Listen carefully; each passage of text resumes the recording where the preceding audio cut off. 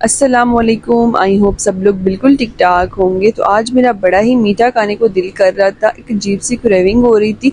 वैसे जब भी रेसिपीज़ ज़्यादा हो जाती हैं स्पाइसी रेसिपीज़, तो मैं सोचती हूँ कि कोई ना कोई मीठा बना लूँ, जिससे ना कोई रेसिपी जो है वो मीठे से मीठे में तब्दील हो जाए और स्पाइसी रेसिपीज़ बहुत हो गई।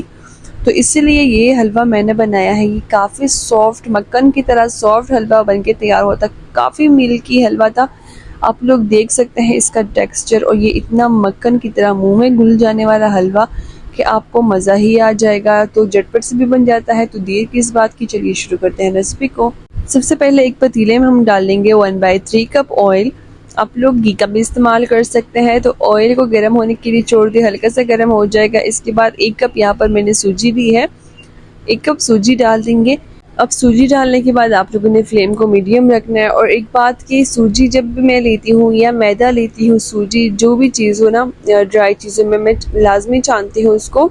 तो आप लोग भी कोशिश करें कि इस तरह की चीज़ों को लाजमी छान लिया करें। अब सूजी को हम लोग इतना रोस्ट करेंगे, इतना भूनेंगे ना कि इसका प्यारा सा खुशबू आना स्टार्ट हो जाएगा।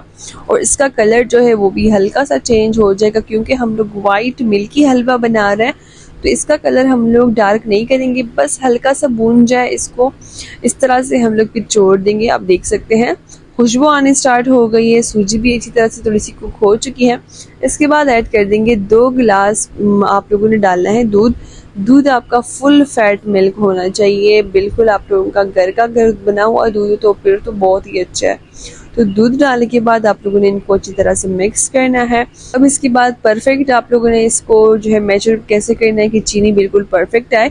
तो यहाँ पर मैंने 1/2 कप चीनी ली है, और 4 अदद मैंने इलायची के लिए हैं, और थोड़े से ज़ैफ़रन लिए हैं।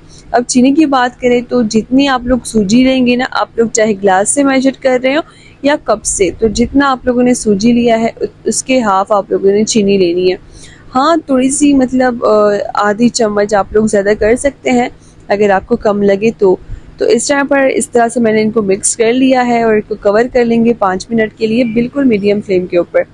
5 मिनट के कवर होने के बाद ना ये सूजी जो है थोड़ी सी फूल जाएगी और थोड़ी सी ना सॉफ्ट हो जाएगी। तो इससे फिर ये होगा कि सूजी हमारी जल्दी से कुक हो जाएगी।